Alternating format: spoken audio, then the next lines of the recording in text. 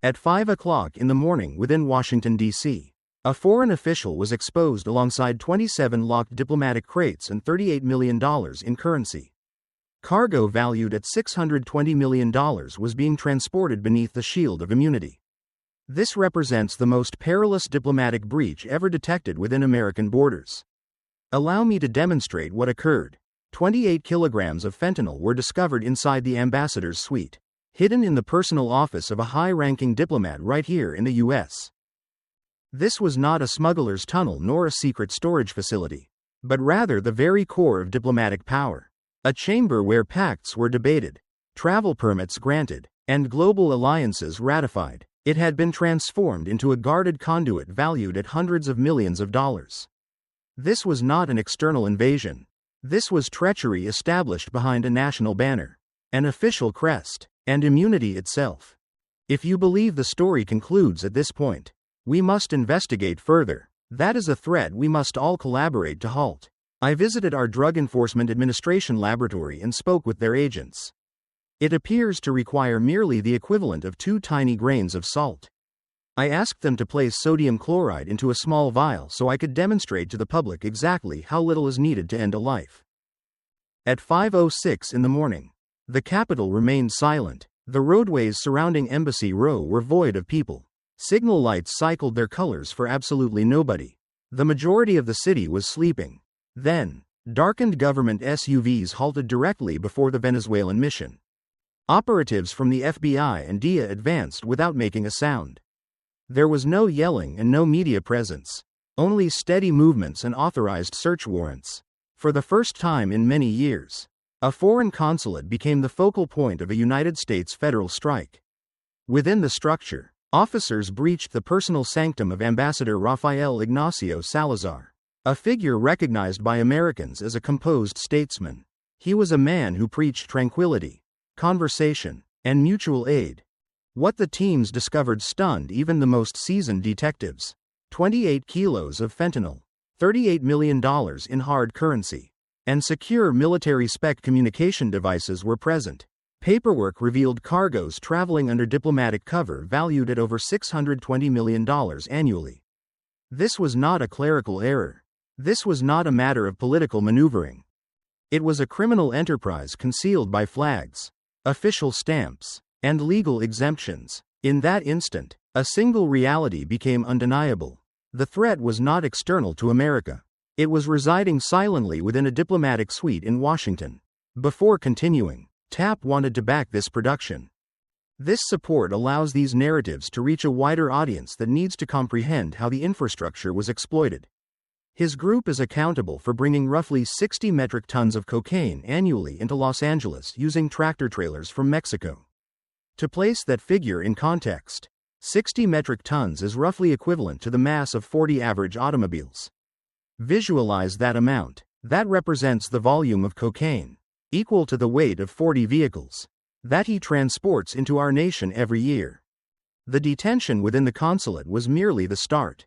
When federal researchers accessed Ambassador Rafael Ignacio Salazar's files, they anticipated concealed notes and covert associates. What they uncovered was significantly more dire and much more structured. For many years, Salazar had maintained a dual existence. In the public eye, he was a courteous envoy. He was featured on broadcasts over 180 times, talking softly about harmony, lifting embargoes, and collaboration among states. He clasped hands with leaders. He grinned for the cameras. He conversed in gentle tones.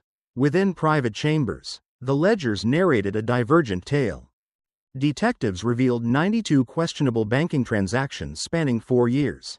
The funds circulated gradually and silently through 17 phantom corporations located in Florida, Delaware, and foreign banks. Every transaction was categorized as disaster relief or cultural integration. Nothing was what it purported to be. Transport records showed diplomatic freight moving without scrutiny repeatedly. Eventually, those guarded deliveries were connected to a stream of commodities and currency valued in excess of $1.4 billion. This was not careless conduct. It was meticulous, calculated, and enduring. Salazar utilized the single barrier few dared to challenge, which was diplomatic immunity. That safeguard permitted individuals, parcels, and funds to circulate openly with no inquiries made. Federal officers started labeling it accurately as a rear entrance into the United States concealed in full view. The peril was no longer hypothetical. Experts cautioned that once an overseas delegation is exploited in this manner, it transforms into an armament, not a firearm or an explosive, but a mechanism. Furthermore, mechanisms do not malfunction independently. They collapse when an observer finally scrutinizes them deeply enough. By the conclusion of the week, a single deduction was inevitable. This was not the deed of a solitary individual operating in isolation. This was a web that was hushed, regimented, and profoundly entrenched, and it remained operational. Let me know in the responses if you believe detectives were justified in initiating a countrywide mission.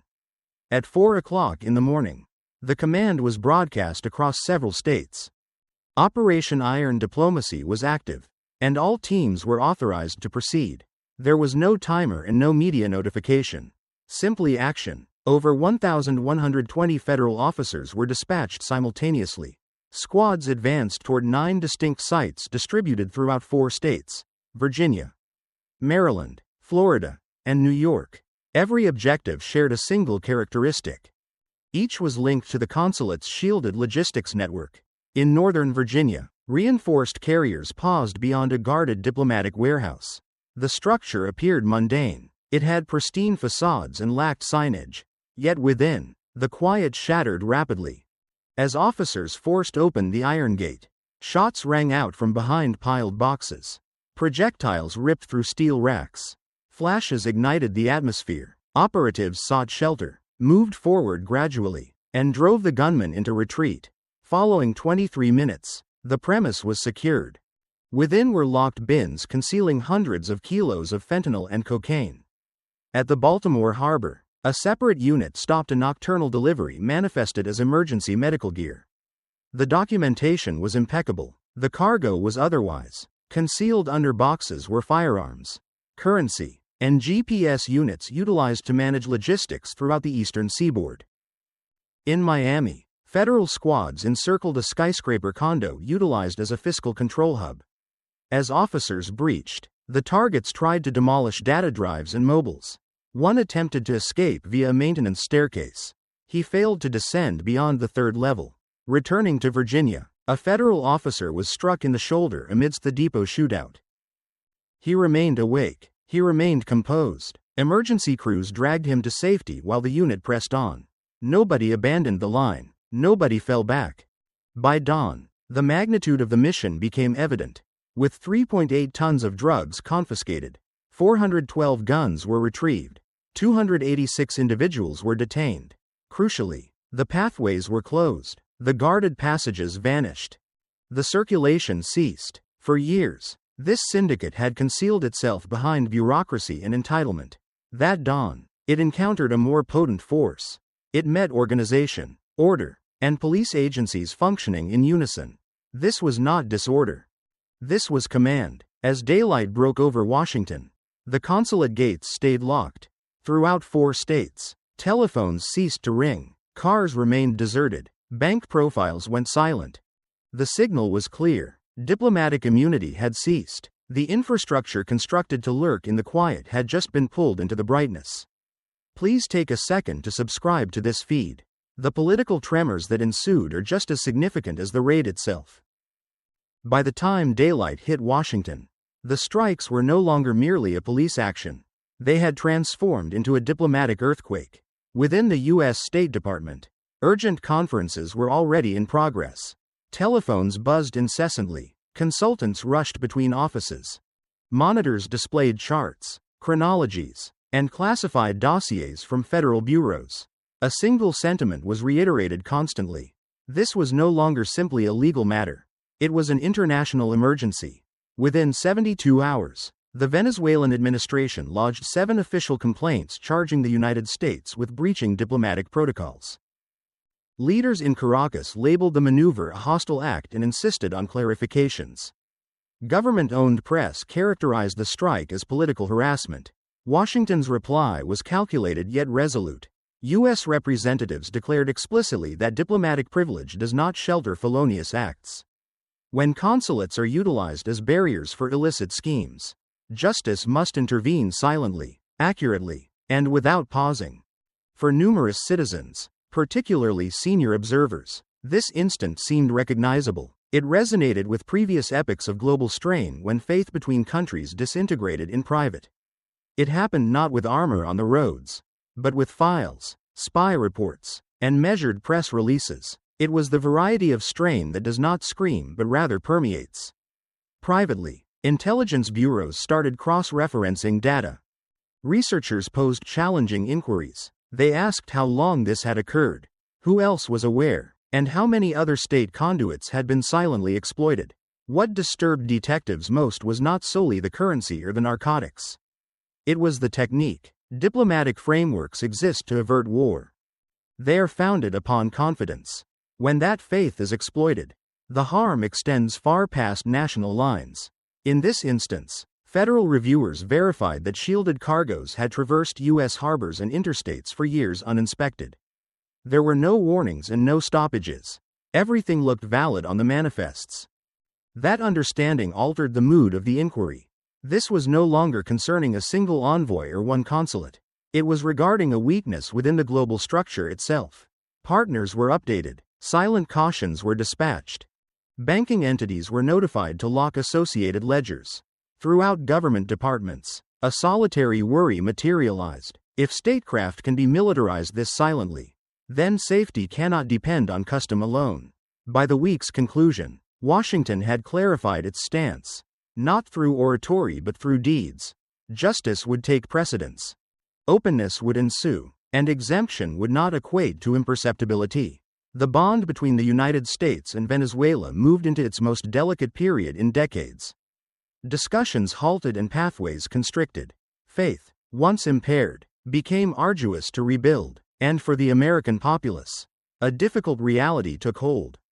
When authority lurks behind banners rather than statutes, even tranquility can transform into a facade. The query now was not if the infrastructure had malfunctioned. It was about how much of it required alteration to stop this from recurring. As the diplomatic tremors subsided, the probe entered its most unsettling stage. This was no longer regarding a single mission or one diplomat. What federal experts revealed indicated something significantly grander and much more perilous. Fragment by fragment, the proof started to shape a design. Financial logs exposed 312 profiles linked explicitly or implicitly to the ring. Numerous ones were filed under charitable entities and aid associations. Externally, they sponsored food relief, health deliveries, and artistic initiatives. Actually, they transferred funds silently, consistently, and without oversight. Detectives pinpointed 61 primary figures tied to the scheme. Certain ones managed distribution while others controlled the capital. A handful functioned within agencies designed to safeguard the public welfare. None seemed aggressive. None appeared questionable. That was the objective. This mechanism did not depend on terror. It depended on habit. Transport papers indicated that shielded diplomatic freight had moved through American harbors for years. Lorries traversed state borders unexamined. Depots functioned under statutory waivers. Everything adhered to the regulations barring the reality. The statistics were undeniable. Across 10 years, researchers connected the syndicate's distribution paths to tens of thousands of overdose incidents spanning numerous states. Clinics witnessed the destruction long before detectives identified the source. Kin interred beloved ones without ever understanding where the toxin had breached the nation. For senior citizens viewing this narrative, the epiphany was agonizing. Many recalled an era when government stamps implied security. They remembered when forms signified organization and when agencies were relied upon because they were established to help. This instance demonstrated how that faith had been utilized as a screen. Federal leaders explained it starkly. This was not a gang concealing itself from the law. This was an infrastructure that had been silently warped to aid felonious goals. Once the paths were revealed, the reaction was rapid. Banks locked ledgers. Charity councils were disbanded. Global allies were informed. The circulation of currency decelerated and then ceased. By modest calculations, over $1.9 billion in illicit income was severed in a period of weeks. Yet the harm could not be undone so simply. Faith does not rebound when funds are blocked. Existence is not returned when depots are locked. Neighborhoods impacted by dependency viewed the proceedings in quietude. There was no rage and no shock, only acknowledgement. They had experienced the repercussions long before the origin was identified. By the conclusion of the inquiry stage, one deduction loomed above all the rest. This was not a malfunction of policing. It was a collapse of supervision. Furthermore, once a mechanism learns it can function without being challenged, it will persist until someone finally scrutinizes it thoroughly. The apparatus had been unmasked. What stayed was the tougher job of determining how to reconstruct what had been silently shattered. When the maneuvers concluded and the updates decelerated, the tale did not vanish. It altered its form. For numerous citizens, this was no longer regarding narcotics, cash, or even overseas regimes. It evolved into an issue of confidence. It asked who merits it and how readily it can be exploited. Statecraft was invented to avert strife. Banners, crests, and exemption exist so countries can converse rather than battle. Yet this instance exposed what occurs when those safeguards are warped into armor for felony. When that boundary is traversed, negotiation ceases to be a span. It transforms into a sanctuary. Federal chiefs spoke with caution. There were no triumphant orations and no festivities. Solely declarations of accountability. They clarified one distinct point. The statute does not halt at the consulate threshold. When global entitlement is utilized to hurt American neighborhoods, intervention is not discretionary, it is mandatory. Throughout state bureaus, novel defenses were promulgated, diplomatic freight regulations were audited, fiscal disclosure norms were constricted, spy data exchange was broadened with partners who now confront the identical awkward query. They asked how many other mechanisms had been relied upon without validation. For senior audiences, the occasion bore a heavier significance. Many had survived decades when agencies were stable, foreseeable, and revered. They had been instructed that power arrived with obligation and obligation arrived with answerability. Seeing that conviction rattled did not generate fury. It generated contemplation. Neighborhoods most severely struck by dependency did not demand vengeance. They demanded truthfulness. They wished to comprehend how misery could propagate so silently.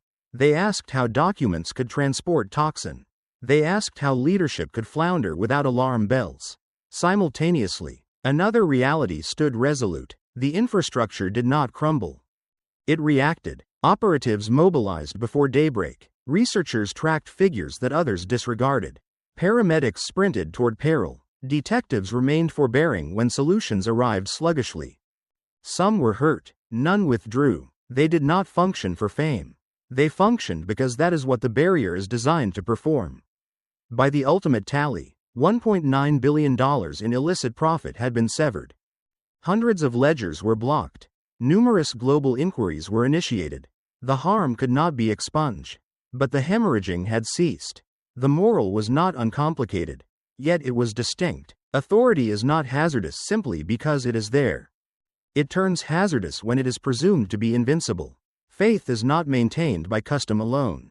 It endures only when it is challenged, audited, and protected. The strike at the mission terminated one ring. But its profounder aim was greater than detentions or confiscations. It was a prompt that quietude guards malfeasance, that supervision guards the populace, and that even the most esteemed structures must respond to reality. Because when faith is merited, it fortifies a country, and when it is violated, it must be reclaimed composedly, resolutely, and without vacillation. The narrative did not conclude with alarms. It concluded with duty, and that, ultimately, is what maintains the illumination. Accountability is a term individuals employ lightly until an instant like this compels them to articulate it. When the assaults ceased, the rings crumbled, and the consulate gates were shut, a concluding query floated to the top. It asked who permitted this to occur, not merely in terms of fault, but in the profounder terms of obligation. A structure this vast does not fracture due to one male, and it does not heal unless liability is comprehended clearly and truthfully. For many citizens, specifically the elder audience, this was an agonizing episode. They matured assuming that agencies shielded the populace and that safeguards were constructed not for ornament but for security. Yet right here, within an alien delegation on U.S. territory. A felonious enterprise had flourished silently, expertly, and unseen. That does not occur because a single envoy makes a decision. That occurs because numerous strata of supervision malfunction simultaneously. Liability in this matter revealed itself across 3 tiers. The initial stratum pertained to the person who misused diplomatic standing. Ambassador Salazar utilized exemption not as a shield but as a disguise. His deeds were intentional, refined, and prolonged. His decisions held repercussions gauged not in currency but in existences ruined by dependency throughout the nation. Individual accountability starts there, at the junction where obligation was supplanted by avarice and fidelity supplanted by illicit intent. Yet that is merely the commencement. The second stratum pertained to the individuals and frameworks that facilitated the scheme without posing inquiries. Every uninspected cargo, every unconfirmed wire, and every waiver issued mechanically. It all indicated an apparatus that presumed statecraft was essentially harmless. That presumption transformed into a weakness. That weakness transformed into an armament. This tier of liability is not concerning graft. It is concerning apathy. When regulations are relied upon rather than verified, peril expands silently. And then arrived the third stratum, the one that extends beyond any solitary bureau. It is accountability distributed throughout the global framework. Statecraft functions because countries trust its safeguards will not be exploited. When a single delegation breaches that faith, the injury propagates to every consulate, every pact, and every discussion. Liability in this regard becomes communal because the malfunction was not merely American supervision but a collapse in the worldwide anticipation that exemption would not be contorted into a mask for felony. Federal detectives did not level accusations at the populace. They did not indict neighborhoods. Rather, they drew a differentiation that elder Americans grasped thoroughly. Duty is not concerning retribution. It is concerning defense. It is concerning guaranteeing the identical error cannot occur anew. It is concerning securing the frail spots, inspecting the presumptions, and bolstering the frameworks that were disregarded for too long. Ultimately, liability landed on all 3 tiers. An envoy who selected treachery, a structure that believed without checking, and a global scaffold that depended on integrity rather than supervision. Confronting that reality was arduous, but refuting it would have been superiorly detrimental. Because liability, when acknowledged, becomes the initial stride toward reconstructing faith. And faith, once reinstated, becomes the bedrock for a more secure country. It creates a place where quietude shields nobody and answerability shields everybody. When the concluding dossiers were submitted and the consulate stood mute, the inquiry transitioned from revealing facts to comprehending significance.